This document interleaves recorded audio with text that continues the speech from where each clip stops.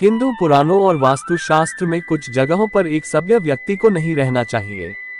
यदि वह वहां रहता है तो निश्चित ही उसके जीवन और भविष्य पर नकारात्मक प्रभाव पड़ते हैं। घर सुकून का नहीं है तो जीवन में कैसे सुकून आएगा। दरअसल आप जहां रहते हैं उस स्थान से ही आपका भविष्य तय होता है। यदि आप गलत जगह रह रहे हैं तो अच्छे भविष्य की आशा मत कीजिए। अतः हर व्यक्ति को ये जानना जरूरी है कि उसे कहाँ रहना चाहिए और कहाँ नहीं रहना चाहिए। यदि आप नया मकान बनाने जा रहे हैं या खरीद रहे हैं तो इन बातों का विशेष ध्यान रखें। रहने के स्थान से किसी भी प्रकार का समझौता मत कीजिए। दोस्तों, वीडियो में आगे बढ़े उसके पहले आप सभी से एक विशेष आग्रह है। यदि आप चैनल पर पहली बार विजिट कर रहे हैं तो चैनल को सब्सक्राइब करके घंटी के बटन को ऑल पर अवश्य सेट कर लें, ताकि चैनल पर आने वाली आगामी ज्ञान परक वीडियो का नोटिफिकेशन आपको मिलती रहे। प्यारे दर्शकों, हाँ, ये सही है कि हर जगह सभी तरह की सुविधा उपलब्ध नहीं हो सकती, लेकिन फिर भी प्रयास करने में क्या जाता है। तो आइए जानते हैं कि कहाँ रहना चाहिए और कहाँ नहीं। यदि आप तिराहे या चौराहे पर घर खरीद रहे हैं तो सतर्क हो जाएं। इस जगह पर वास्तु दोष निर्मित होता है। चौराहे के घर के संबंध में तंत्र शास्त्र कहता है कि यह तमोगुण का स्थान माना गया है। इस जगह नकारात्मक ऊर्जा अधिक होती है। यहाँ लोगों तथा वाहनों का आवागमन लगा रहेगा, जिसके चलते आपकी मानसिक शांति भंग ही रहेगी। आप में उत्तेजना बनी रहेगी। अतः चौराहे के पास घर नहीं बनाना चाहिए। इसी तरह तिराहे पर भी भयानक वास्तु दोष निर्मित होता है। यहाँ रहने वाले सभी सदस्य मानसिक रूप से परेशान ही रहते हैं। सुनसान जगह पर भी नहीं रहना चाहिए। दो तरह के सुनसान होते हैं, एक मरघट की शांति वाले और दूसरे एकांत की शांति वाले। कई लोग एकांत में रहना पसंद करते हैं, इसके चलते वे सुनसान में रहने चले जाते हैं। भविष्य पुराण अनुसार आपका घर नगर या शहर के बाहर नहीं होना चाहिए। गांव या शहर में रहना ही तुलनात्मक रूप से अधिक सुरक्षित होता है। यदि घर बहुत सुनसान स्थान पर या शहर तथा गांव के बाहर होगा तो जब भी आप घर से बाहर कहीं जाएंगे उस दौरान आपके मन और मस्तिष्क में घर परिवार की चिंता बनी रहेगी। ये तो आप भी जानते होंगे कि सभी सुनसान स्थान पर अपराधी आसानी से अनिष्ट संबंधी गतिविधियों को अंजाम दे सकते हैं। दूसरी बात, यदि शहर से दूर घर है तो रात बिरात आने जाने में भी आपको परेशानियों का सामना करना पड़ेगा। भले ही आपके पास कार या बाइक हो। घर, फ्लैट या मकान ऐसी जगह ले जहां आपके धर्म या स्वजाति के लोग रहते हो, क्योंकि वैचारिक भिन्नता के चलते कई बार आप अच्छा महसूस नहीं करते हैं। अधिकतर मौके पर ऐसा होता है कि भिन्न संस्कृति और धर्म के लोगों के साथ रहने के लिए किसी एक को हर मामले में समझौता करना होता है। यदि आप शाकाहारी हैं तो निश्चित ही किसी मांसाहार के पड़ोस में रहना पसंद नहीं करेंगे। ऐसे भी कई बातें हैं जिन पर गौर करने से आपको पता चलेगा कि क्यों स्वजातीय और स्वधर्मी लोगों के साथ रहने से व्यक्ति खुद को कंफर्ट महसूस करता है। हालांकि आधुनिक युग में आप इन सब बातों को आप अस्वीकार कर सकते हैं। इसके अलावा अपने रहने के स्थान पर पड़ोसियों को भी जाने क्या वह आपके मिजाज के हैं या कि नहीं। अक्सर ये देखा गया है कि समान वैचारिक समूह के साथ ही रहने से व्यक्ति खुद को सुरक्षित और प्रसन्नचित महसूस करता है। यदि आप किसी टाउनशिप या किसी नए मोहल्ले में रहने जा रहे हैं तो उस टाउनशिप या मोहल्ले को अच्छे से समझें। पहले तो उस जगह की वास्तु को जानें। दूसरा, वहां किस टाइप के लोग रहते हैं उसको जानें। तीसरा, वहां उपलब्ध सुविधा के बारे में जानें, जैसे स्कूल, अस्पताल, मेडिकल, किराना दुकान, थाना, वाटर सप्लाई, बिजली सुविधा, साफ सफाई, सार्वजनिक वाहन सुविधा आदि कितनी दूरी पर उपलब्ध है। यदि यह सभी बातें आपके अनुकूल नहीं है तो यहाँ नहीं रहने में ही भलाई है। मकान शहर या मोहल्ले के पूर्व, पश्चिम या उत्तर दिशा में होना चाहिए। यदि आपके घर के आसपास मदिरालय, जुआ घर, मांस मच्छी की दुकान या इसी तरह की किसी भी प्रकार की अनैतिक अवैध गतिविधियां संचालित होती है तो वहां कतई न रहें। भले ही आप मांसाहारी हो फिर भी आप वहां नहीं रहें। ऐसी जगह आपके जीवन में कभी शांति नहीं रहने देगी। इससे आपके और आपके बच्चों के भविष्य पर नकारात्मक असर होगा। इन जगहों पर अपराधी, तामसिक और नकारात्मक किस्म के लोगों का आवागमन अधिक होता रहता है। इससे घर पर संकट के बादल कभी भी मंडरा सकते हैं। बेहतर भविष्य के लिए या तो ऐसी अवैध गतिविधियां बंद करवाएं या वह जगह छोड़ दें। यदि आपके घर के आसपास ऑटो गैराज, यंत्र निर्माण का कार्य, फर्नीचर आदि बनाने का कार्य, पत्थर तराशने का कार्य आदि होता है, या इसी तरह के शोर उत्पन्न करने वाले किसी भी प्रकार की दुकान हो, तो ये भी आपके लिए परेशानी की जगह है।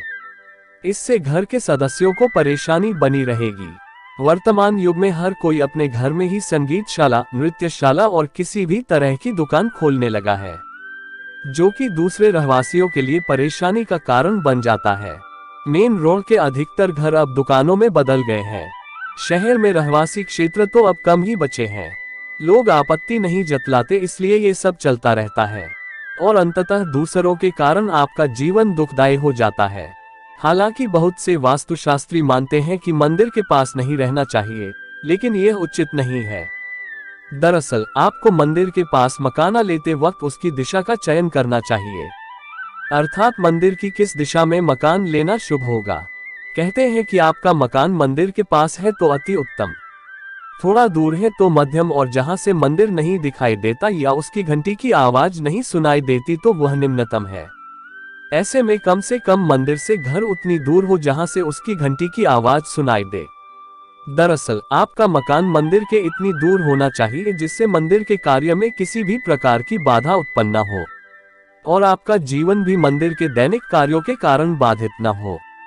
हमने ये देखा है कि मंदिर से लगे या मंदिर के अंदर बने जिन घरों का निर्माण वास्तु के अनुसार हुआ है, वहां रहने वाले लोग सुख समृद्धि भरा जीवन व्यतीत कर रहे हैं। यदि वहां रहने वाले गृहस्थ हैं तो उनके परिवार तरक्की कर रहे हैं। भारत के कई शहरों में व्यस्त बाजार में छोटे बड़े धार्मिक स्थल होते हैं, जिसके आसपास घनी आबादी या दुकानें होती है।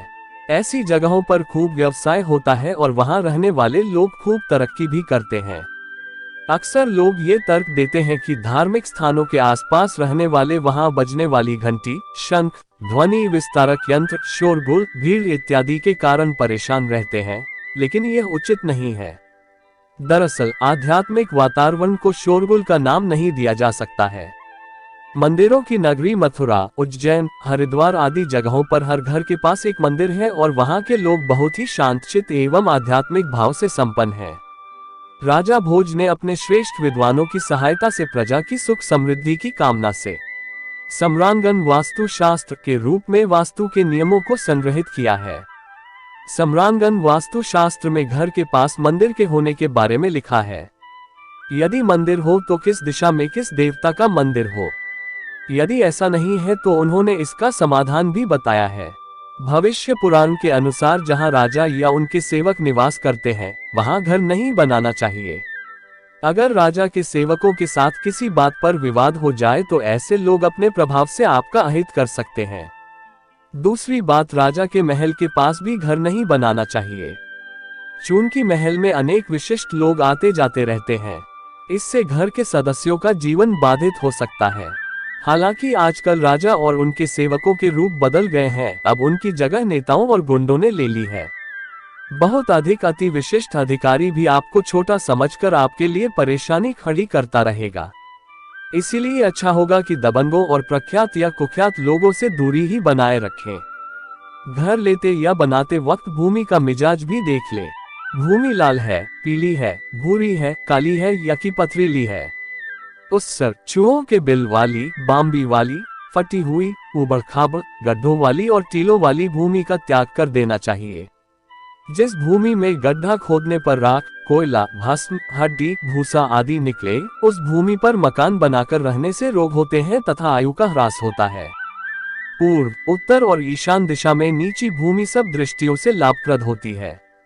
आग्नेय, दक्षिण, नैऋत्य, पश्चिम, वायव्य और मध्य में नीची भूमि रोगों को उत्पन्न करने वाली होती है।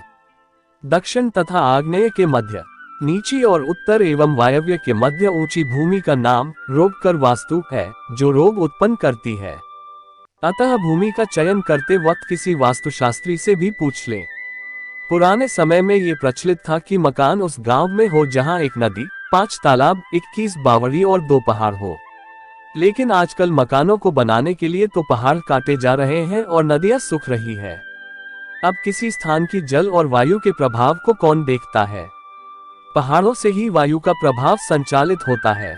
कहते हैं कि दो पहाड़ों के बीच बसा शहर आने वाले तूफान और आंधियों से ही सुरक्षित नहीं रहता, बल्कि वह चारों ऋतुओं को भी अच्छे से संचालित करता है। मकान पहाड़ के उत्तर की ओर बनाएं ताकि दक्षिण में पहाड़ हो। जिस शहर के दक्षिण में पहाड़ है वहां रहना उचित है, लेकिन जिस शहर के उत्तर पहाड़ है और समूची आबादी दक्षिण में रह रही है तो ऐसे स्थान को छोड़ देना चाहिए। दूसरी बात ये कि नदी और तालाब स्वच्छ रहें और लोगों को स्वच्छ पानी मिलता रहे, इसके लिए उनसे थोड़ा दूर ही मकान होना चाहिए। कारण नदी में कटाव न हो। नदी में अक्सर उफान और बाढ़ का खतरा भी बना रहता है। इसके और भी कई कारण हैं जिसके चलते नदी के पास नहीं रहने की हिदायत दी गई है। आप कतई दक्षिण मुखी घर में ना रहे, अन्यथा बहुत परेशानी उठानी होगी। इसके अलावा मोहल्ले या टाउनशिप भी दक्षिण मुखी होते हैं, जैसे उसका मुख्य प्रवेश द्वारा दक्षिण में हो और उत्तर एवं ईशान में जरा भी खाली स्थान न हो।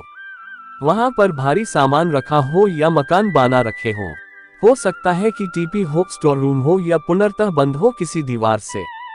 जब कॉलोनी काटी जाती है तो वास्तु पर कोई शायद ही ध्यान देता हो।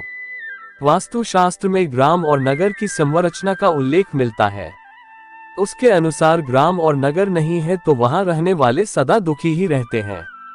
इसका वास्तुशास्त्र में विस्तार से वर्णन किया गया है। जैसे किसी भी मकान, कॉलोनी या मोहल्ले और शहर के बीच का स्थान ब्रह्म स्थान कहा गया है। यदि यह स्थान गंदा है या किसी नगर के बीचों बीच नाला बह रहा है तो यह वास्तु दोष है।